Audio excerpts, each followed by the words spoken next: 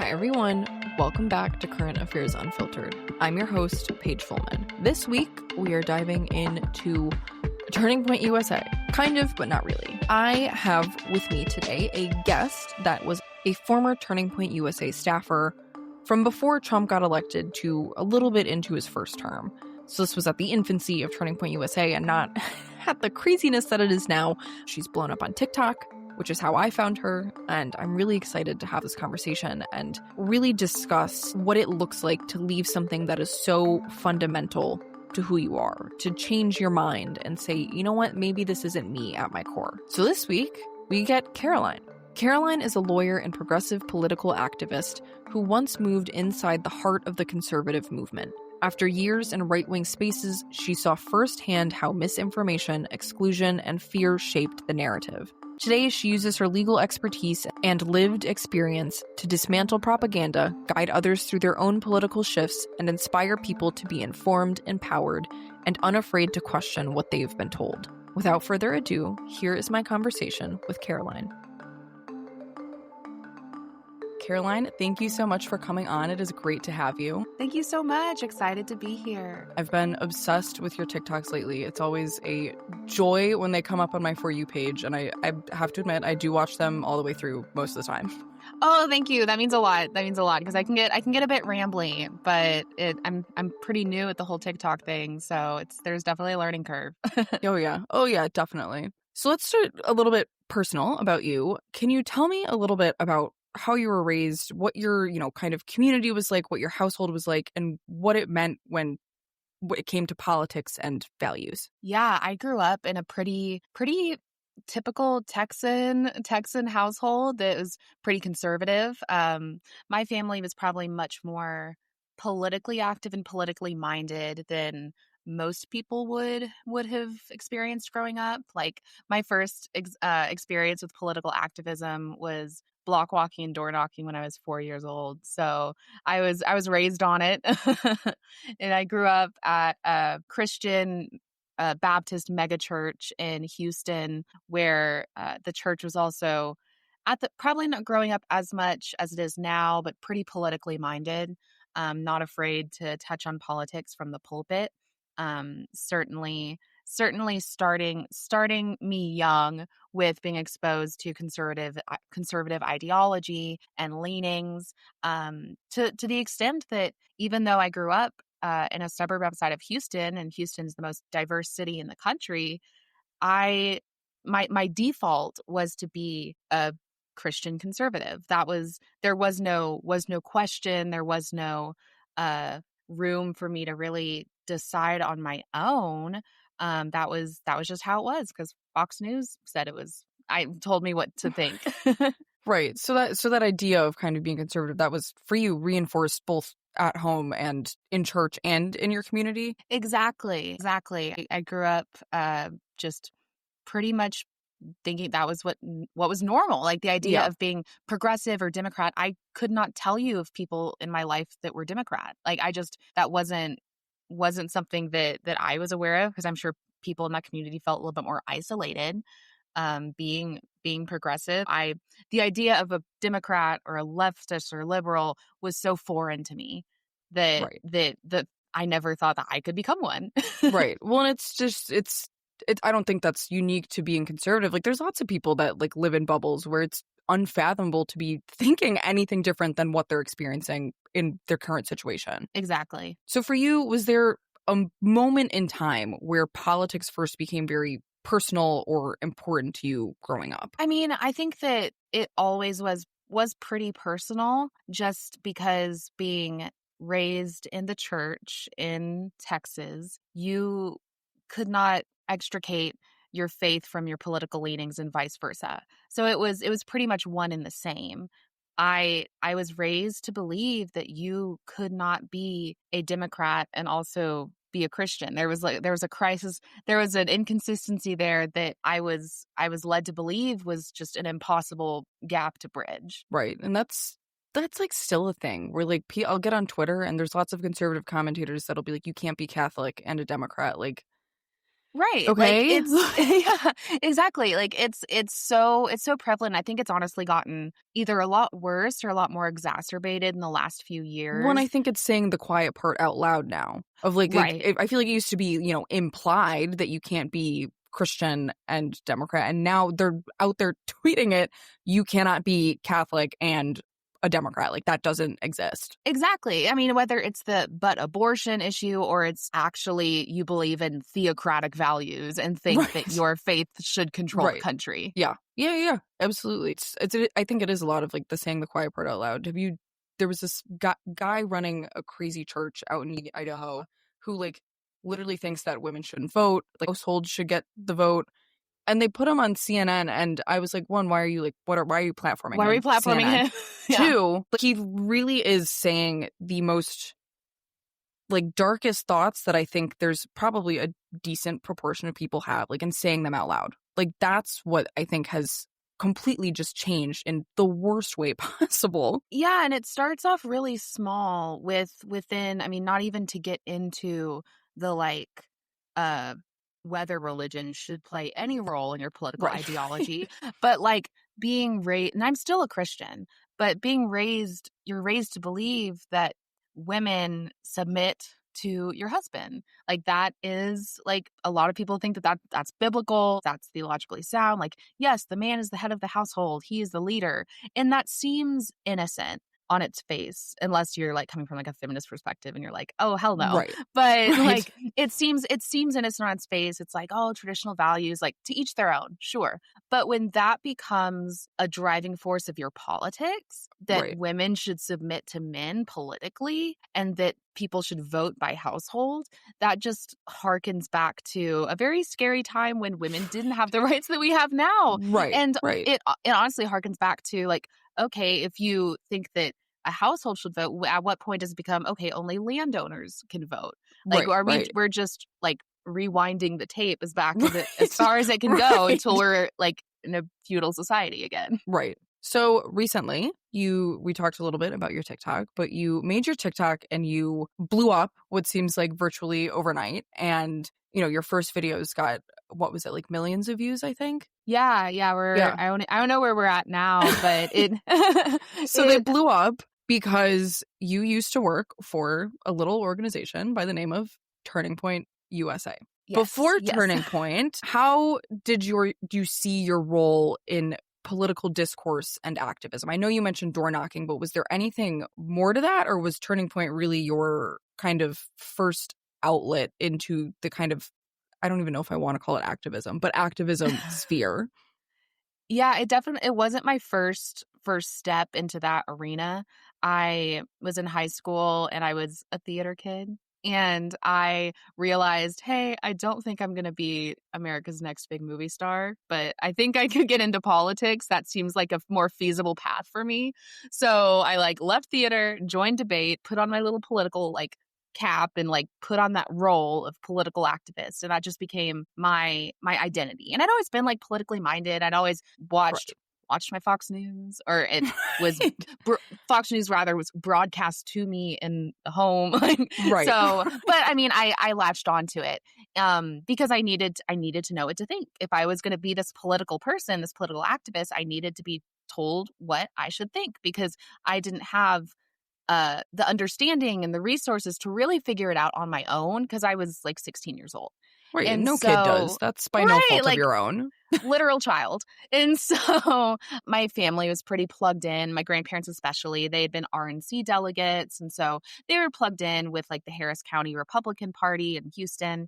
And so they made introductions, which is what you do in politics. It's all about making introductions, and would continue to meet people and network. And so that's how I got plugged into politics initially. I had a little like volunteer internship with Governor Greg Abbott's campaign back in Ooh, 2014. I know it that's a gets deep dark. cut. It gets darker. Yeah. So I did stuff with them and did activism with them, and then a more local like state rep campaign. And so that was kind of my first foray into that world. And that's how I got invited to a local event where they had high schoolers who were interested in politics come and listen to a guy named Charlie Kirk. And that was my entry point to the organization. So that was my next question. How did you end up at Turning Point? Who approached? I assume they approached you, but who approached you? Yeah, it was much less infamous and notable an organization as it is now, because they got started in 2012. This was in 2014. And so they were a baby organization. I think they had just broken raising $1 million in fundraising, which is nothing to nothing to laugh at. Nothing to laugh at, but in terms of political organizations, in terms Right. of the hundreds of $1 million that they raise now, different. But it was a baby organization. I really didn't have any context to youth movements or youth organizations. I didn't know anything about Young America's Foundation or the Leadership Institute or any of those right-wing machines. And so I was like, oh, this is my entry point, because I had decided to make it my complete identity, and I needed a path forward. If I was going to make a career and a life in politics, I needed to find some sort of framework to work within. And I was obviously 16, 17 years old, so I didn't understand the different career paths in politics. I thought, right, this is my way. This is how I get in the room, I guess. Right. Well, and granted, a lot of people that go and work there will end up having, careers in consulting and, stuff like that end up being very powerful and money-making careers. Again, you're 16, there's people, you don't know all that. Exactly. There's people that I worked with that I think they've run for Congress. They're state reps, state senators. They work in the White House now. It definitely is a pipeline, and I didn't know that at the time, but I definitely fell for that shiny access to politics. I mean, on one hand, that was my personal ambitions, but then at the same time, I genuinely believed in the conservative movement. I believed in the politics and the ideology, and Turning Point made it very accessible, because Charlie from the get-go said, we don't focus on social issues. We just focus on fiscal responsibility and limited government. And that was much more digestible to me, because I really didn't know how to feel about abortion. As a teenager, what do I know about reproductive rights? Right. I was like, oh, that kind of makes me uncomfortable, because if I got pregnant, I don't know what I would do. So I was like, why should we tell people? Well, that's what I was just talking to my friends about this. What's the first moment we remember abortion being an issue? And I was like, I remember I went to a Catholic high school, and on the anniversary of Roe v. Wade, we'd say a prayer every day during 7th period. And on the anniversary of Roe v. Wade, they would get on and say, today we're praying for the end of Roe v. Wade. And I remember sitting there my freshman year and going, that just does not sit right with me. Right. that doesn't make sense.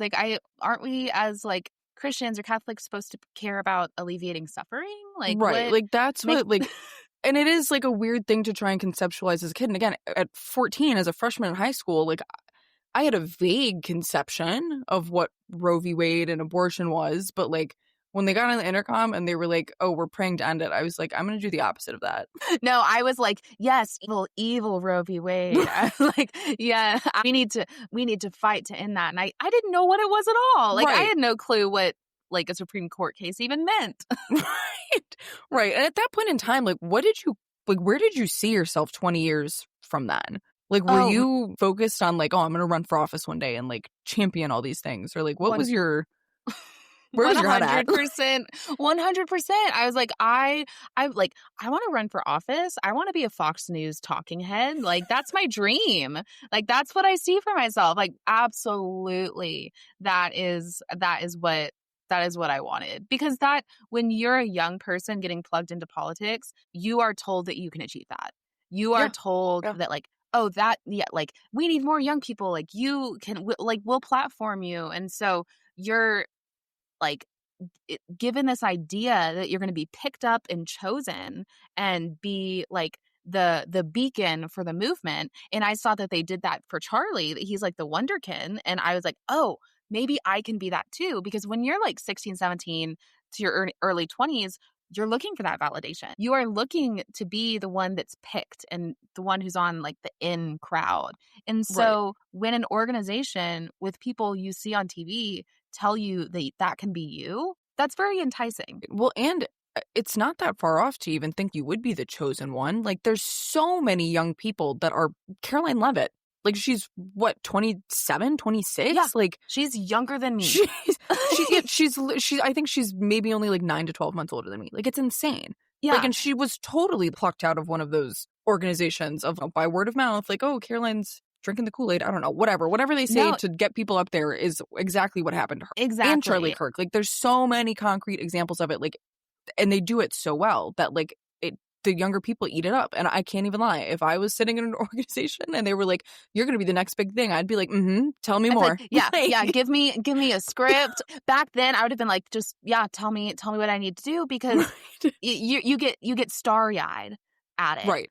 And that's just intoxicating, especially now. Like, so back when I worked for them was in like 2016, and that was really the dawn too of like influencers. And so I was starting, like, me and the people around me were starting to be like, oh, like there's an entry level way to be like, to have like celebrity status. And it's not like you don't have to go the traditional route and like work hard. You can just be picked and platformed, and end up becoming like influencer, whatever. Right. I didn't even think about that. Like, people like Ben Shapiro, Candace Owens, they're not politicians, but they're platformed and in those right-wing spaces, and at this point, like, basically household names. Exactly. And with what credibility? Like, with what education and background? They just talk fast. Right. They just talk fast, and they sound confident.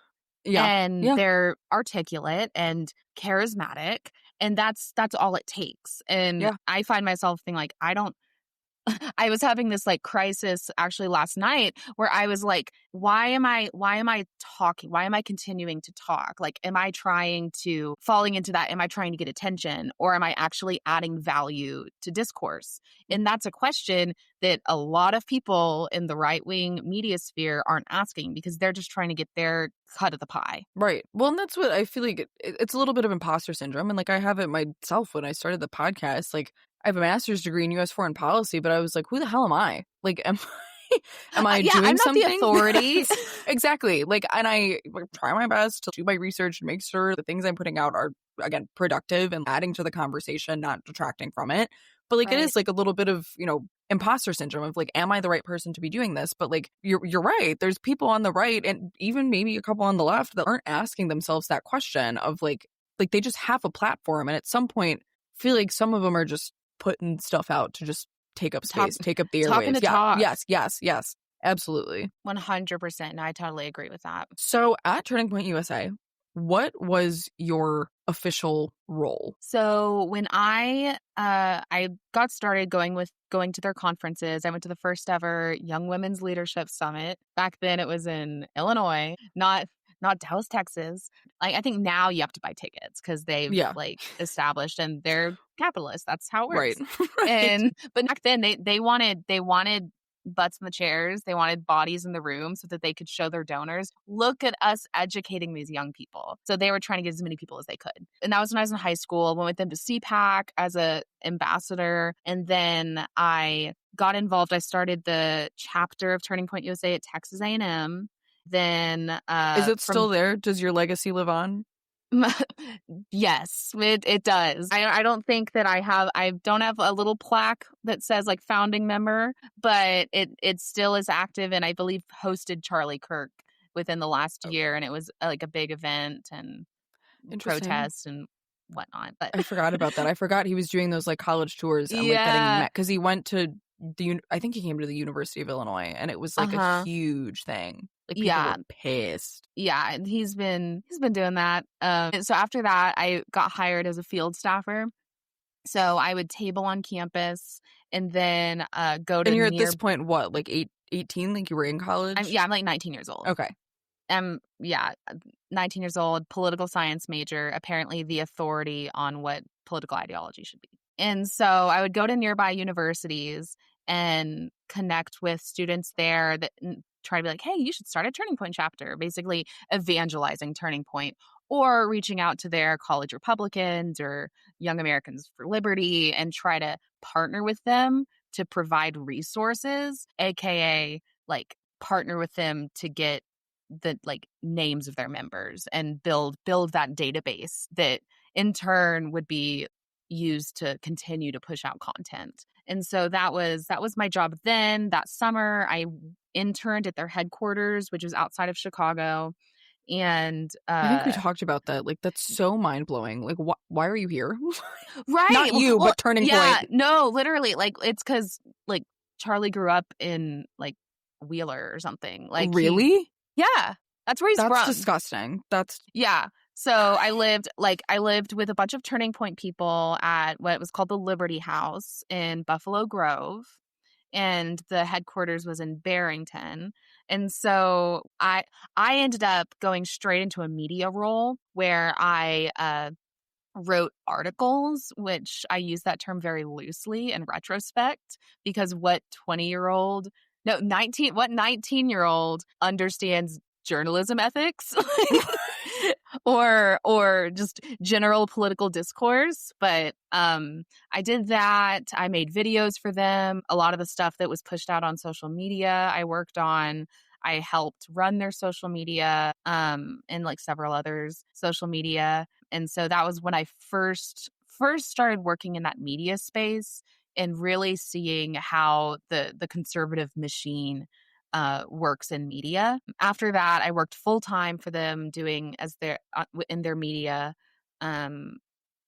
until I think spring of 2017 was when I finally washed my hands of the organization and left. We can get a little bit more into you leaving in a little bit, but to dig into, your role a little bit more, while you were working for them, do you feel like your work was also kind of helping shape your worldview in one way or another? I think it was helping. It was shaping my worldview. Not helpfully, because there wasn't much depth to it and there wasn't as much focus on nuance. It was just very basic level talking points. Like, I've seen news organizations lately misname Turning Point and call them Talking Points USA. And I think that's really an apt description because that is what they push. And I was contributing to pushing those talking points while at the same time it was informing me, because if I was saying that I was the authority on these policy viewpoints that I was pushing out, then I had to internalize it.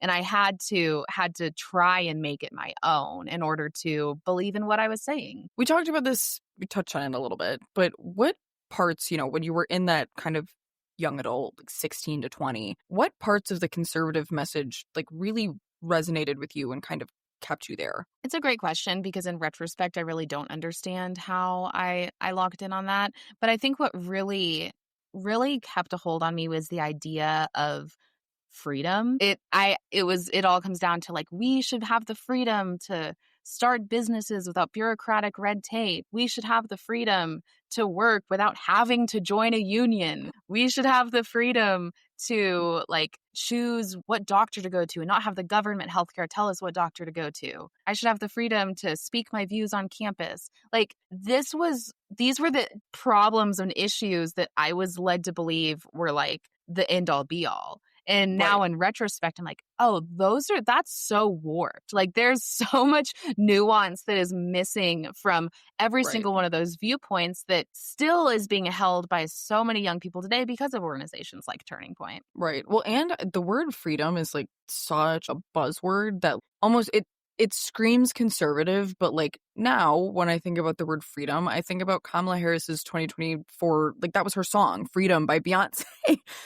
She did a great job at like taking back the power of like what a lot of people consider to be images of like conservatism, like the American flag, the word freedom. Like, she totally like kind of flipped that on its head. Absolutely. And it was that, like, back then, that patriotism and that we love our country, red, white, and blue, just classic, like, American symbolism that drew me in, because I was raised to believe that morally it is required that you be patriotic. Like, if you're not patriotic, there's something morally decrepit about you. Right. And so Turning Point really leaned into that by leaning into that framework, that big government sucks slogan, where it's like, yeah, I don't need the government telling me what to do. I can decide for myself and I can do it myself. When now here we are in 2025, and you have Donald Trump's government getting bigger and bigger every single day.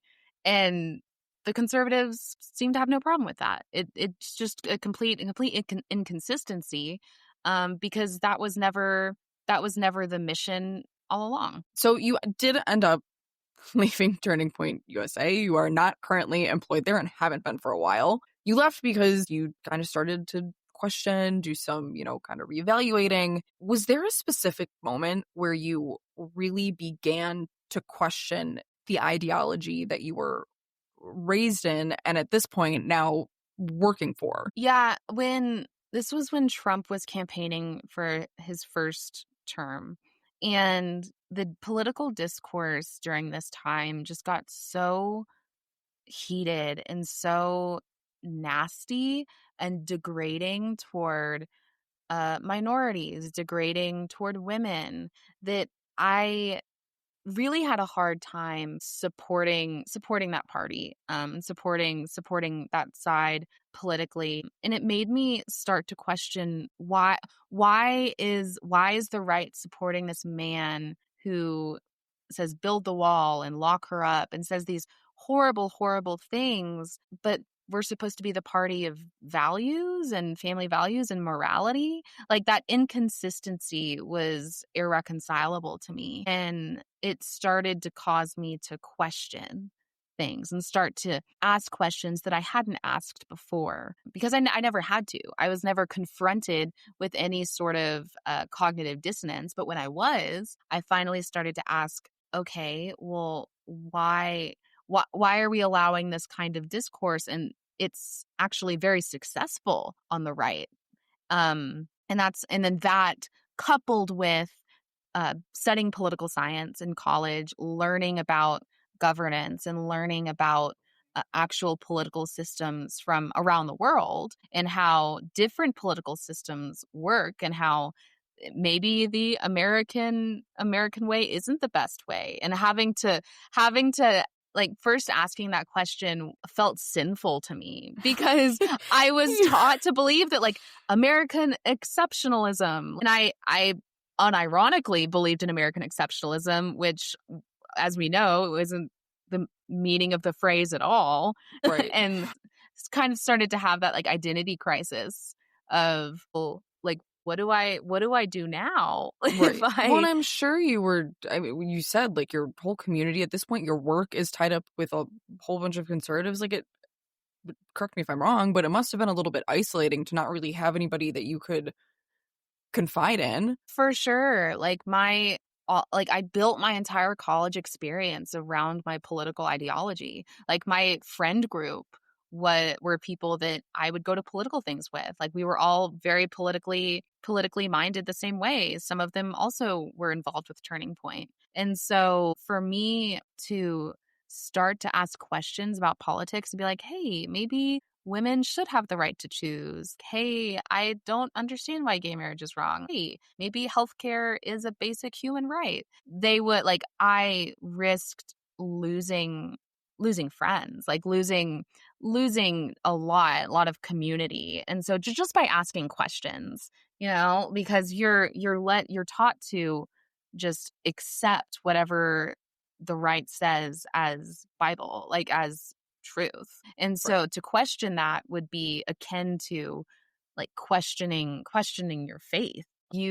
It has the same level of intensity, I think. How did you kind of go about that? Like, did you spend a lot of time by yourself kind of trying to, like, yourself figure it out before you made a graceful exit from the stage? Or did you seek out community in other places to kind of help guide you, I guess, through the process? Yeah, I wasn't ready at that time to externally admit that I was wrong. I think because that was a big part of it too. Like, I had been Right. Nobody likes to admit that they're wrong. No, Nobody of likes to admit course that they've not. changed their opinion, but sometimes that is just being a That's human life. being. That's life. Yeah, exactly. Exactly. That's life.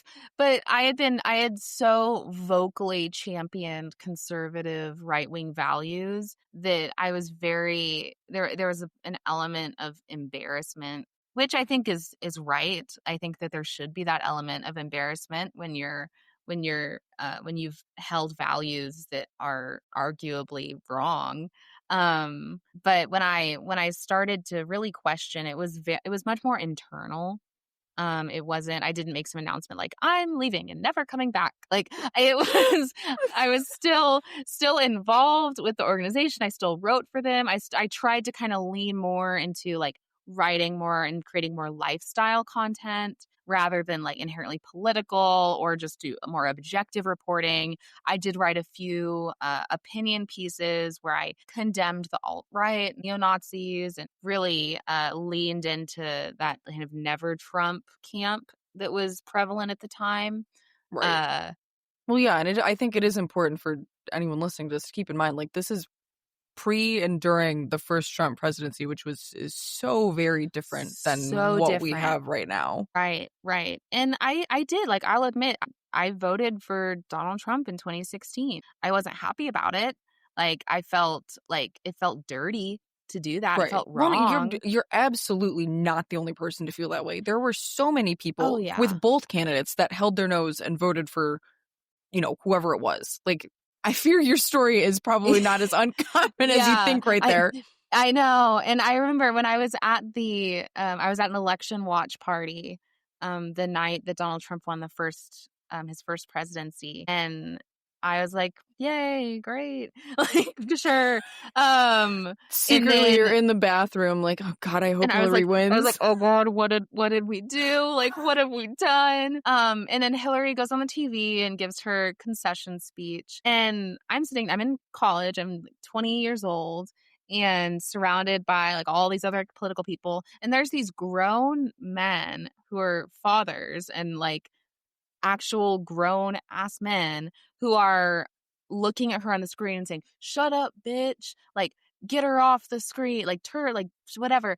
And I, as a woman, and this is after we know that Donald Trump has said all of the disgusting misogynistic things that he's said. I myself, as someone who, like, really, like, that was really harmful and hurtful to hear as a young woman sitting there who wanted to be involved in politics, hearing Right. these grown men just reduce her to being a bitch.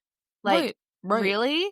And so that was another moment where I was like, this is this who I want to be? Like, is this who I want to align myself with? Like, these people that are okay with talking about a woman that way in front of a young college girl? Right. Um, and so it was a hard time. I really did internalize a lot of that introspection and thinking about politics and really trying to drill down, like, what are my values? What, like, how do I think the world should be? Not just Right. how is the world now and how can we patchwork, try and fix different things? Like, how do I want the world to be? And so I had to really do a lot of deprogramming. And then on the religious side, I had to go through a lot of deconstruction as well, because like I said, those two identities were so interwoven that I couldn't question my political views without also questioning my faith. Right. Right. And so I know I know that now, like, now that my family knows that I'm a progressive, I'm pretty sure some of them genuinely question my salvation. Like, I ended up, like, I didn't come full circle. I'm a Christian again, but like I had to go through that deconstruction process as well. And I think that that is a big hurdle for a lot of right-wing people that may not agree with the policies now, but they're just not ready to confront all of the indoctrination Right. on the faith side and on the political and socioeconomic, like, society side. Right. So every time I have a guest on, my last question is typically asking, like, like, how do you stay hopeful? Like, what do we do from your like professional perspective? And almost all of them say, talk to your neighbors, like, have conversations with people that think differently than you. In your experience, is that something, one, that you experienced, and two, that you found to be helpful? Was talking to people that had a different lived experience than you, and did that kind of open your mind in any way?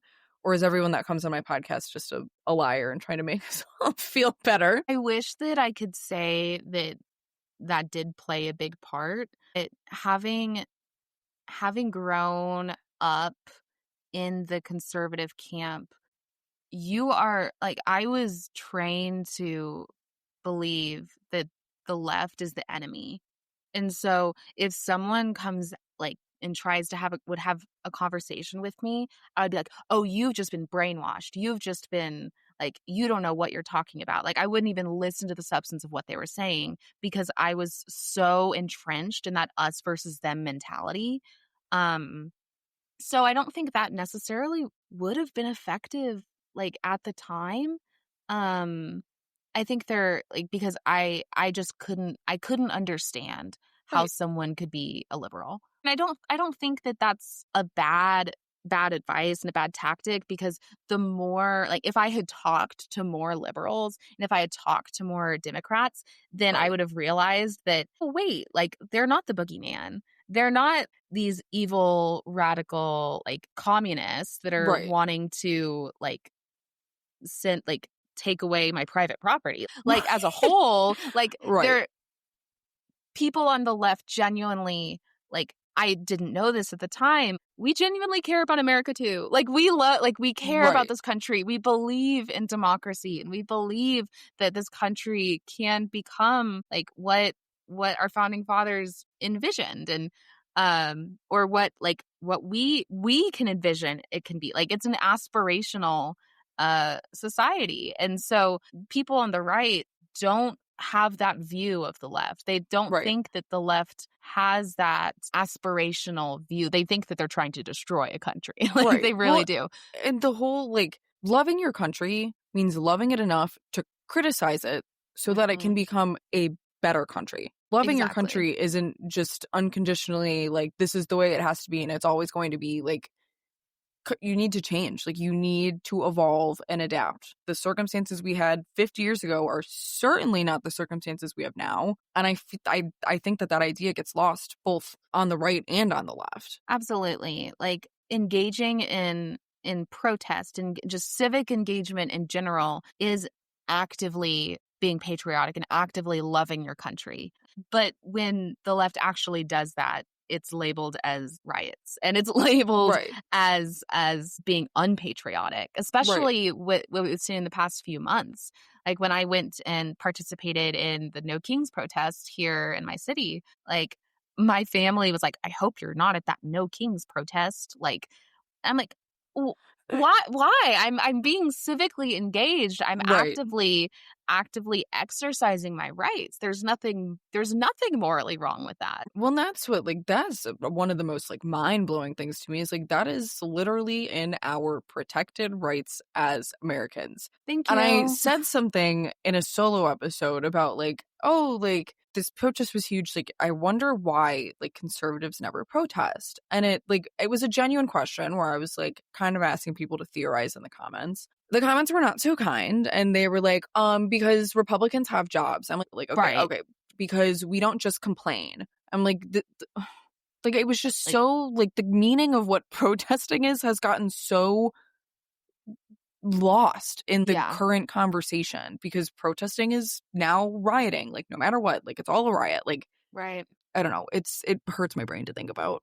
It's crazy, and it's sad because, like, nonviolent protest is a beautiful, beautiful thing that, like, is a uniquely protected right. And for us not to engage in that would be very sad. And, like, on the right, like, I don't know why, like, it really has gotten to the point where, like, yeah, like, there isn't as much protest on the right because it's almost been demonized to think, like, that Right. you're unpatriotic to do it, when it's really the most patriotic act that you can engage in. That's actually such a good point. I think you just hit the nail on the head. Like, it is seen as this, like, unpatriotic thing because when you protest, you are, in a certain way, kind of criticizing whatever, an elected official or person government has done. And that's not Exactly. acceptable on the right, I And on fear. the right, like, all of right-wing policy is geared toward keeping those in power and keeping those who are the working class desperate. And Right. so if people are able to protest, then your capitalist policies are not working to keep them either engaged in consumerism or suffering enough that they can't even think about protesting. Right. Right. So since we're going to go a little bit cheery, I hope, since kind of leaving this, you've, started a new career, you are successful in what you do. Have you been able, so I'm assuming the answer would be yes, but have you been able to find new kind of like support systems and, a new kind of sense of community since making that change? Yes, I'm going to plug in my computer real quick. No, you're good. You're good. I'm so sorry. It's okay. Got like 1,000 cords and I missed the one. I apologize. Can you ask the No, question you're good. again? Since leaving, have you been able to find support systems and a new sense of community since you've kind of left? Yeah, I mean, so when I left in like 2017, so it's been a long time, and it took a really long time for me to like externally claim my new political persona, I guess. Like it wasn't like some big announcement or something, but it was very like Posting an Instagram story, congrats, I'm a Democrat. I mean, so like I was very, very cognizant to not do, because that would be my first impulse, like would have been to do something crazy like that. Right. But I was like, no, like Caroline, don't You're like, do let that. me be Like, mysterious. maybe a little bit. Like this was in like 2017, so it was very like very kind of like Tumblr-y. But I definitely wanted. I was because I was embarrassed. Like I didn't want like people to realize that like, oh, like she doesn't actually have any views. Like she was lying this whole time, and I didn't want to risk my credibility. So after I kind of stepped into and figured out my political ideology, I mean, it took years. It took years to deprogram. It took years to figure out what I actually believed in, because for the longest time I had put on other people's political viewpoints and held them out as my own. But when I finally got comfortable with my political views, I definitely started to find community. I think now in the like this past election was when I first really started vocally like speaking out, campaigning, volunteering, and doing civic engagement for the left for the first time. And so thankfully I have found community. I live in the panhandle of Texas, which is very, very red. It's very agricultural. It's culturally very conservative.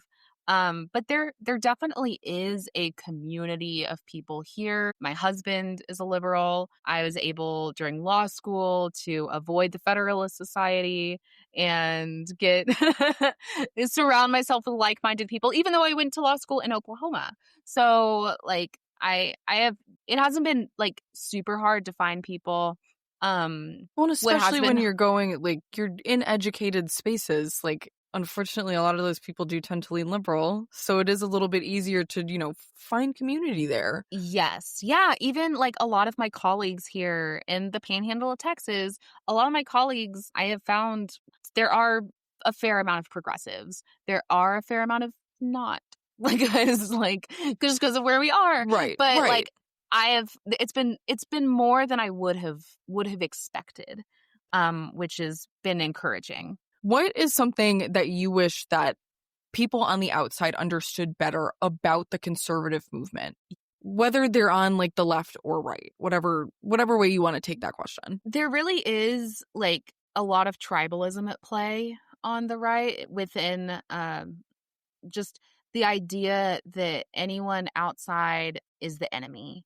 I think that a lot of people don't fully understand how conservatives are primed to view the left. Like, you are primed to view the left as evil and wanting to dismantle democracy, which is ironic considering who's currently dismantling democracy. But I think just the complete indoctrination that starts from a very young age on the right is just profound. There isn't I can't even just, it's just hard to explain beyond it being a religion almost. Like, your politics are on the same level as being like a faith. There's that devotion to it and that internalization, and your politics become your identity. And so when you have, and that prevents people from asking questions,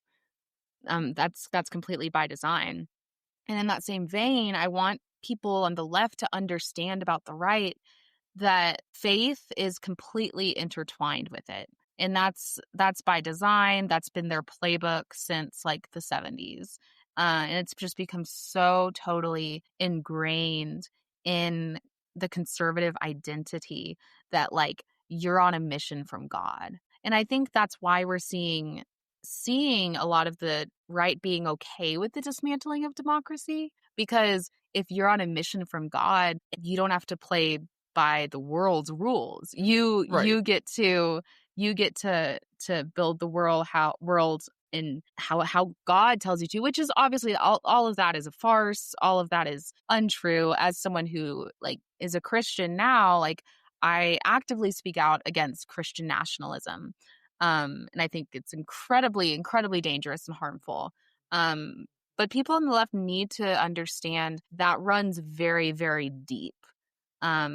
It's not just a logical viewpoint, it is identity driven. Well, I think we talked about this briefly when we had our intro phone call, but I read a book called Money, Lies, and God by Catherine Mm-hmm. Stewart, and it talked a lot about like the just machine that is religion and right-wing politics, and how like they are cogs, like, you know, bouncing off of each other. And I don't It's think so a lot of scary. people know that. And it is scary. It's completely by design. I mean, you start out with you've got the Heritage Foundation, obviously, which has been a huge player in the politicization of Christianity. And then you have Turning Point too, who I don't know if it's they still like really engage in this area, but for a while they had Turning Point Faith, where they would have staffers go to churches and essentially say, like, you have to vote Republican if you believe in God. Like, they exploited that as one of the arms of their organization. Right. Well, and it's like you said, it's been their playbook since the 70s. Like, this has long been a thing to use religion to drive who you want people to vote for. But it's a millions and millions and probably billions of dollars of an enterprise. Like, it's so intertwined. And, you know, I think you're right. Like, I think the left does need to look at that and acknowledge that those things are so intertwined Yeah. that, like you said, like your politics is your faith and vice versa. It's hard to just turn that off. And like you said, it's akin to abandoning your faith. Like that's a hard thing to do. Right. Absolutely. Like it's either if you're a conservative, you're a right winger and you start to ask questions, you're either unpatriotic by questioning your party and your political ideology, or you're having a crisis of faith Right. because you're considering supporting the like godless Democrats. Right. Right. So now that you've left, you said you started to get a little bit more involved in the 2024 election. How do you approach political work differently now, knowing what you know about the right wing kind of ecosystem? Yeah, I think I had a lot of hesitancy to even get plugged back in just because for me, politics has always been very personal, especially having been in that world. There's people that I know who are in the White House, people I know that are in the halls of Congress that are actively making decisions that fly in the face of what I thought they believed in. And so I like literally had to talk about this in therapy because I was like, how did like who are these people that I thought I knew? And so there was kind of there was a hesitancy there. And so it got to the point though where I was like, I can't not be involved. I can't not play a part. Number one, to try and undo some of the work that I did when I worked with Turning Point, just as like from a like penance standpoint. Number two, like I hope to have kids one day and I want to be able to look them in the eye in 20 years and say, I did everything that I could to preserve this democracy and preserve a future for them as Americans. And so that's another thing that drives me. So I try to approach like my political activity with a lot of thought and care, um, because I spent several years in my early 20s not using much thought and care, really doing what was asked of me no matter what, because I wanted that acceptance from the organization, from the right. So I'm trying to exercise a lot of caution with I wouldn't say caution. I would say just being very, very intentional and cognizant of what I'm saying and how I'm saying it, because we're on just such a powder keg right now. And I don't want to play a part in making things worse, because I've already done that. Right. Not right to you making it worse, but No, I understand what you're yeah. saying. And it's, like I've been watching your TikTok since the first one that you posted, and it's when you do something like that, when you get out on the big wide open internet with no guardrails on it, it's vulnerable, and you're always going to have a mixed bag of responses. But like, Oh yeah.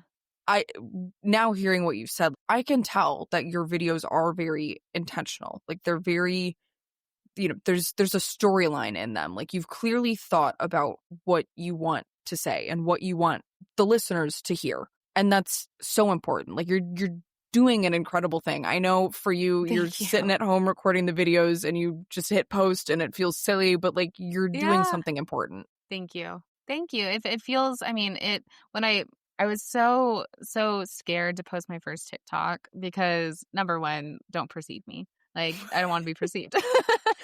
No, yeah, that's fair. Number two, like, I really had no idea how people would react. And I've had, like you said, just a mixed responses, most of them really good.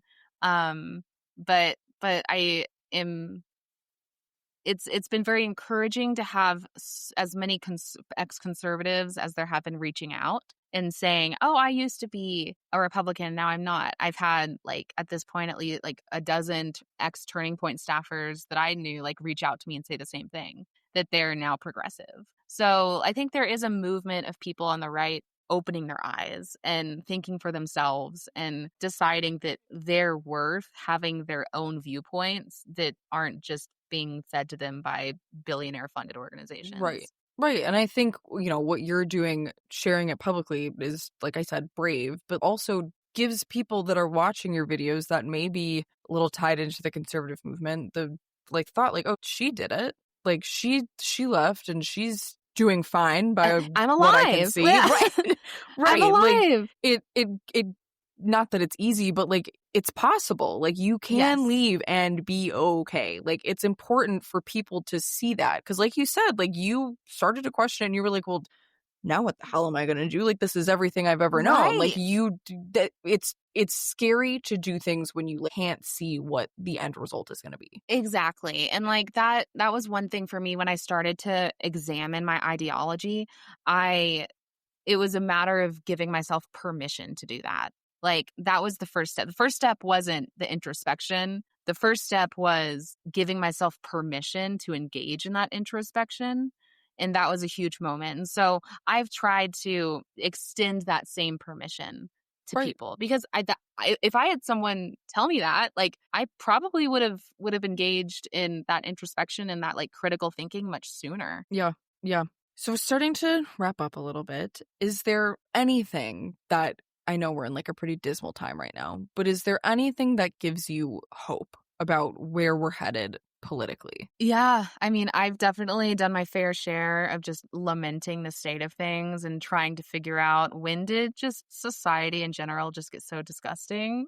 But what gives me hope are those people that have messaged me and commented and said, "Hey, I used to be MAGA. I used to be a conservative, but I rethought that and I changed my mind." That's given me so much hope, because I rethought my political views, but I didn't really know that there were a lot of other people like me. So when I have had people reach out, especially people that were involved or employed by Turning Point, tell me that they have also rethought their views, it's been incredibly hopeful and encouraging. Right.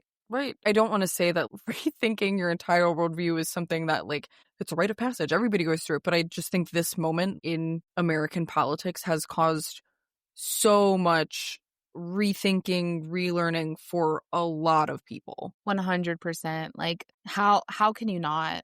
Like, I understand being isolated from current events and current affairs, but like, how can you not rethink your Right. worldview if this is what your worldview has led to? Right. Well, my mom was always very much an independent. She'd vote for a Republican, a Democrat, just whoever she thought was going to do the best job. And post Donald Trump, like she said it herself leading up to the 2024 election. She was like, I would have voted for Joe Biden if they had to prop him up. Like she will never Right? vote for a Republican ever again. Like, and that changed from being an independent to now I'm a diehard Democrat, like took a little bit of like mental gymnastics for her to look at the Republican Party and go, this is like, that's not happening Right. Like anymore. this is, to put it lightly, not good. Right, Like, right. Like this is not it. Things have changed so much that like there's, even if it was switching from independent to Democrat or Republican to Democrat or Democrat to Republican or whatever it is, like it all takes some examining of your worldview and what you believe that is like different from just the noise that we're getting from the news. Yeah, exactly. So if you could speak to somebody who is currently in the position that you were in a few years ago, and immersed in the conservative world, maybe currently working for Turning Point USA, but starting to kind of question it and go through some, some introspection, if you will, what would you tell them? Yeah. Just dig a little deeper. Dig a little deeper and try to like figure out why are these the views that I'm being told I should believe and uphold? Like what are the interests of those people who are pushing these viewpoints on me? And if you honestly look for that answer, you'll find that it's billionaires who are pushing this ideology on you. And going beyond that, you deserve to think for yourself. You know what's best for you. You know what's best for your neighbors and your community. And some billionaire does not have that same lived experience as you and your neighbors and your colleagues. So think about like, what world do you want to live in, and try to like figure out, do these views actually align with that, and be honest, because you can find an answer that keeps you exactly where you are, because I did that for years. Like I was able to find the answer to justify the belief when it should be the other way around. Like you should arrive at your beliefs from your learning and your experience, not look for things to support your beliefs. And you deserve that. You're an individual. You have a brain. Like you deserve to be an individual and not just have someone put together a perfectly wrapped ideological persona and hand it to you with a bow on it. Like you deserve to decide that for yourself. I find it very interesting, and you touched on this a little bit, like talking about the media portion. When something happens, especially in the conservative land, like there's a lull after some big event happens. Nobody says anything. Then all of a sudden, all the talking heads tweet the same thing at once. Uh-huh. And like, Yep. that's where like I started to be like, oh, this is, they're waiting for their marching orders. And then they all say the same exact thing. And it's crazy. Like it truly ensures that people are not given the opportunity to think for themselves. And Exactly. you're right. Like, you do deserve to think for yourself. You're not, yeah, like, and the right will even say, like, the brainwashed left, like, you're different. You can see past that, which is like so wild, because it's the opposite. And we know that from the outside looking in. We can see that, but that sort of indoctrination is by design, because these are the people that want to think. They want to think that they're independent thinkers. They want to believe that they're independent thinkers because they've been told that that's valuable, but they've been told what to believe and what it means to be an independent thinker when they haven't been given the tools to actually independently think for themselves. Right. And we could go on and on about like why that is the way it is, but like right. it is just, it's interesting to like think about just like the machine that they've created. And do you think there's a lot of discourse about like, oh, the left needs their own media ecosystem. The left needs to do things that the conservatives do. Do you think there's any validity to that? Or like, would Democrats just be walking into like their own kind of hellscape if they did what the conservatives are doing? Yeah, exactly. Like I've given that so much thought of like, why isn't there a left-wing version of Turning Point that's this highly centralized, hierarchical activist organization that funnels people through like a pipeline, because that's antithetical to liberal values. Like that doesn't fit with our values. So it's so hard, because on what, and like that's the same discussion with the current gerrymandering debate and redistricting debate of like, do we do what they're doing so that we can stop them from doing what they're doing? Like, it's just this race to the bottom, and it's so difficult, because I don't think there's a correct answer. I think that there's like a practical answer, Right. but that requires us to say, like, admit to the ends justifying the means. And if we on the left, whether you're a leftist or a Democrat or a liberal or whatever, like if we're the side politically that is really driven by values and integrity, then for us to give that up, I think would be very harmful in the long run. But if we don't give that up, then there is no long run. Right. Right. And so there's no good answer, because the left has let the right do this for so long. Right. Well, that's what, like, not to like put it all on the Democrats, but like we've kind of just let it run rampant for a while, and like now, like the cat's out of the bag. Like you can't put the cat back in the bag. Exactly. Like we've painted ourselves into a corner, and like there's no perfect answer to it.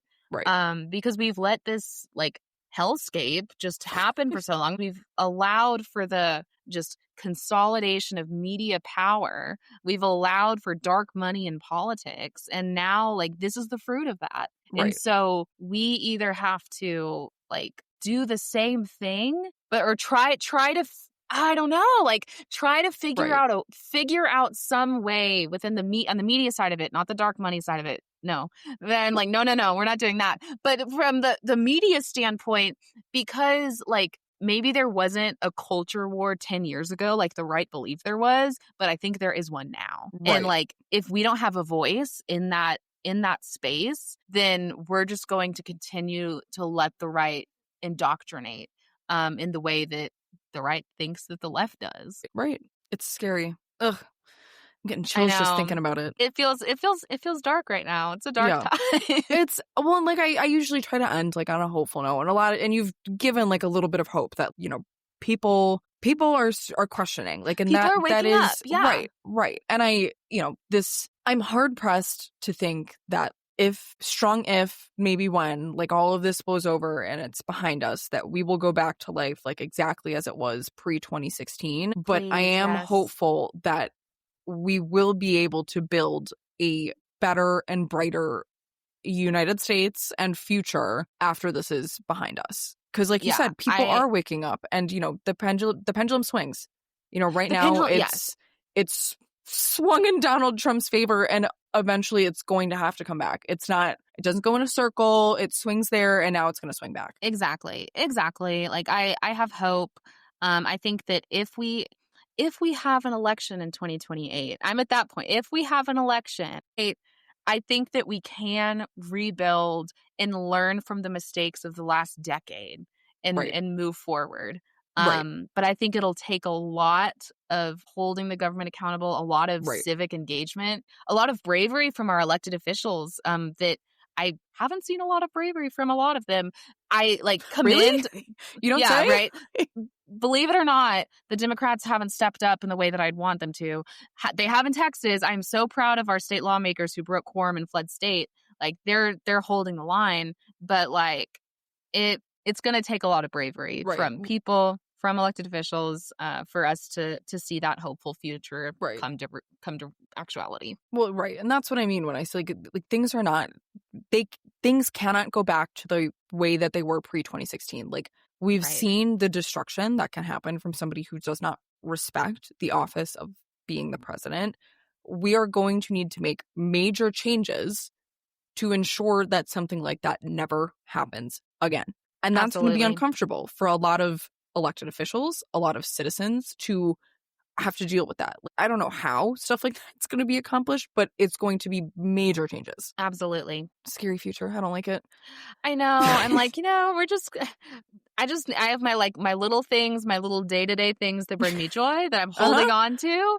Yep. And that's all that I can do. I was like, can I like move to like, I want to like Norway or like Sweden or something. Where can I go that's safe? And I'm like, no, like I need to stay and fight. Like Yeah. I need to stay and fight. Like I have privilege. Like I'm an attorney. Like I need to be here. So yeah, I'm staying here till my bitter end. My grandparents exactly. didn't immigrate here for me to flee at the first sign of trouble. I'm going down with the ship. Exactly.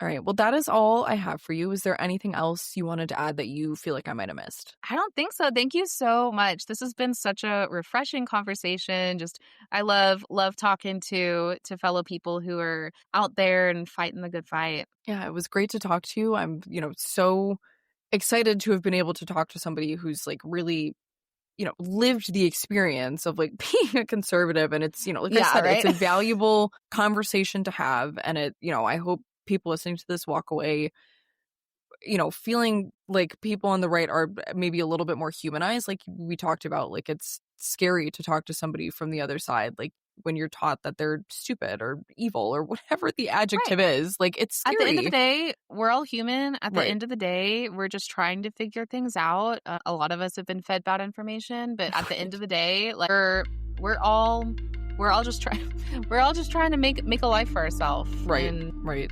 Well, thank you so much again. Thank you so much. This has been awesome.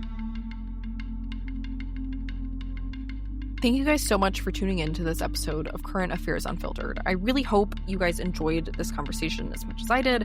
I really love talking to Caroline, and I think it's so important that we humanize both sides of the spectrum. A lot of the discourse that I see online, especially with people that are very embedded in their side of the aisle, to say the least. A lot of Democrats will say to Republicans, especially those that have kind of left the movement and are trying to make a change and make a shift, they'll say that that's not enough. It's not enough to just say, like, I messed up. And I think that's wrong, in the same vein that I think it's wrong when Republicans are like, all Democrats are pedophiles, all Democrats are this, and that. Like, both of those are wrong. And I think it's so important that we humanize what the other side might be going through, what they might need to make that change. And it's human to want to change and to change your beliefs, and we need to take that in stride.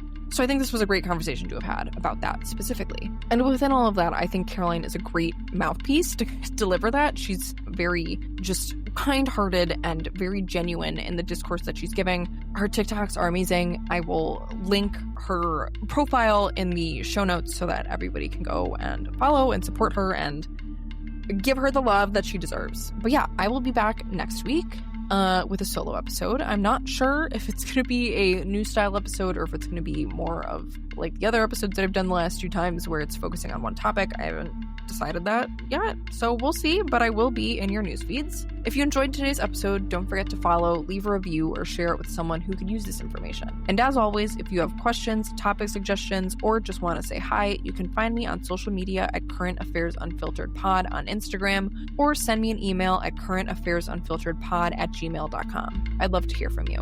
Keep asking questions, stay engaged, and show a little compassion to those around you. I'll see you guys next week.